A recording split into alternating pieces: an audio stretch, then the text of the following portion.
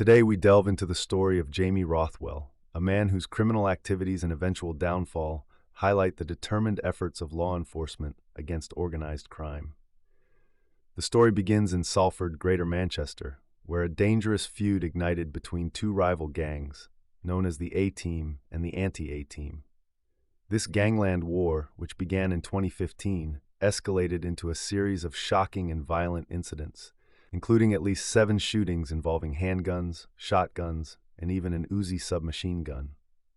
At the center of this violence was Jamie Rothwell, identified as a leading figure in the Anti-A-Team gang. Rothwell himself was a victim of this conflict, having been shot in what was believed to be a revenge attack. But his alleged involvement in the violence was far more sinister. He was charged with conspiring to murder 2 men and conspiring to cause grievous bodily harm. However, after a 6-week trial, the jury found him not guilty of these specific charges.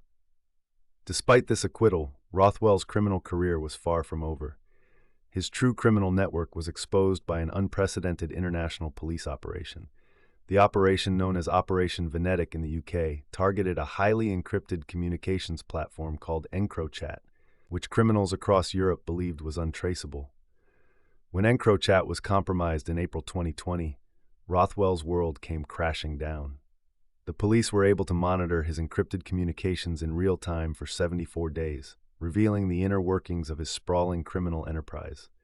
With his communications now an open book to law enforcement, Rothwell fled the UK and settled in Spain.